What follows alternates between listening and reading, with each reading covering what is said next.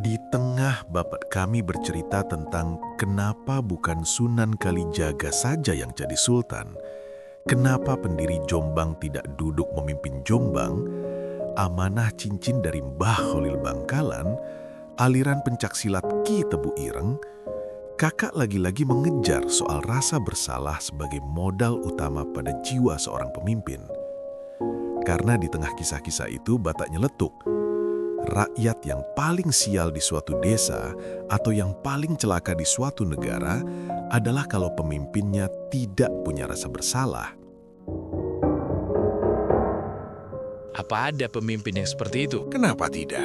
Banyak faktor yang bisa menjadi sebab seorang pemimpin tak punya rasa bersalah. Contohnya, Pak? Banyak sekali. Umpamanya, orang menjadi pemimpin karena ambisi pribadi, menjadi pemimpin karena karier, menjadi pemimpin karena direkayasa oleh sindikat penjudi dan penjahat, menjadi pemimpin untuk menumpuk kekayaan. Kok mengerikan begitu? Ada juga karena ia tidak paham bahwa menjadi pemimpin adalah menjadi buruhnya rakyat, sehingga ia tidak sungguh-sungguh dan tidak lengkap menguasai peta permasalahan yang ditanganinya. Sehingga ia tidak punya ukuran untuk menilai apakah ia sedang melakukan kebenaran atau kesalahan. Tapi benar atau salah kan tergantung pijakan pandangnya. Seorang kepala negara bisa merasa benar menurut kepentingan kekuasaannya, tapi bisa salah kalau dilihat dari kedaulatan rakyat atas kesejahteraannya. Justru yang saya maksud adalah pemimpin yang tidak mampu mengurai beda antara kepentingannya untuk melestarikan kekuasaannya dengan hak-hak rakyat untuk mendapatkan keadilan. Apa mungkin suatu bangsa atau rakyat memilih pemimpin yang tidak memiliki tata logika untuk memilah dua konteks itu, bahkan tidak menguasai peta permasalahan? Kenapa tidak? Apa sedemikian terbelakangnya rakyat negara itu sehingga memilih pemimpin yang tidak memenuhi syarat untuk menjadi pemimpin? Kalau rakyatnya memiliki hak pilih yang otentik, seharusnya hal itu tidak terjadi, jawab Bapak.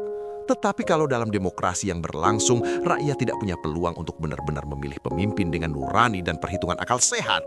Bisa saja yang terpilih adalah presiden yang lebih parah dibanding yang kau tanyakan itu. Kok bisa rakyat tidak punya peluang untuk memilih pemimpinnya? Karena rakyat hanya dipilihkan oleh partai-partai politik. Ibarat pasar, ada beribu bahkan berjuta makanan, tetapi partai politik hanya mengambil 1 atau 2 atau 3 makanan saja. Dan rakyat hanya punya peluang untuk memilih 1 di antara 2 atau 3 itu. Apa partai politiknya sedemikian bodohnya sehingga memilihkan 1-2 makanan busuk untuk dipilih oleh rakyatnya? Tidak harus bodoh, mungkin justru sangat pandai. Hanya saja kriteria yang mereka pakai bukan kualitas kepemimpinan. Calon pemimpin dipilih berdasarkan tawar-menawar harga, berdasarkan lalu lintas keuangan. Mereka saling menghitung calon-calon mana saja yang paling bisa dipakai untuk mengeruk keuntungan. Bisa saja yang dipilih adalah boneka, patung atau berhala. Yang penting menguntungkan. Kenapa rakyat mau memilih boneka, patung atau berhala untuk menjadi pemimpinnya? Karena partai politik memperkenalkan calonnya dengan mendustakan kenyataannya. Calon pemimpin ditampilkan dengan pencitraan, pembohongan, di make up sedemikian rupa, dibesar-besarkan, dibaik-baikan, diindah-indahkan, dihebat-hebatkan. Itu bukan politik namanya, Pak. Itu kriminal. Memang bukan politik, melainkan perdagangan. Bukan demokrasi, melainkan perjudian. Memang bukan kepemimpinan, tapi talbis. Kalau dipaksakan untuk disebut demokrasi, yaitu namanya demokrasi talbis. Talbis itu apa toh, Pak? Talbis adalah iblis menemui Adam di sorga dengan kostum dan make up malaikat, sehingga Adam menyangka ia adalah malaikat, maka Adam tertipu. Rakyat adalah korban talbis di berbagai lapisan. Mereka dibohongi sehingga menyangka bahwa yang dipilihnya adalah pemimpin, padahal boneka yang diberhalakan melalui pencitraan. Apakah pemimpin yang dibikin bisa berkuasa? Yang benar-benar berkuasa adalah botoh-botoh yang membiayainya. Setiap langkahnya dikendalikan oleh para botoh. Setiap keputusannya sudah dipaket oleh penguasa modal. Ia tidak bisa mandiri karena dikepung oleh kelompok-kelompok yang juga saling berebut demi melaksanakan kepentingan masing-masing. Apa ia tidak merasa malu menjadi boneka? Itu satu rangkaian. Tidak merasa bersalah, tidak malu, tidak tahu diri, tidak mengerti bahwa ia sedang menyakiti dan menyusahkan rakyatnya, tidak memahami posisinya di hati masyarakat, tidak punya cermin untuk melihat wajahnya. Sampai separah itu, Pak, tidak punya konsep tentang martabat manusia, harga diri bangsa dan marwah negara. Hanya mengerti perdagangan linier dan sepenggal, tidak memahami tanah dan akar kedaulatan, pertumbuhan pohon kemandirian dengan timeline matangnya bunga dan bebuahannya.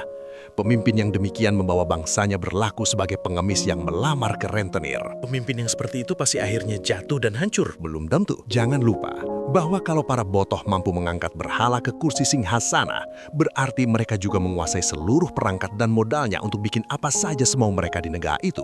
Juga selalu sangat banyak orang dan kelompok yang mencari keuntungan darinya, bahkan menggantungkan hidupnya. Sehingga mereka membela boneka itu mati-matian. Mereka selalu mengumumkan betapa baik dan hebatnya pemimpin yang mereka dapatkan keuntungan darinya, sampai-sampai akhirnya mereka yakin sendiri bahwa ia benar-benar baik dan hebat. Uang, kekuasaan, dan media sanggup mengumumkan sorga sebagai neraka dan meyakinkan neraka adalah sorga.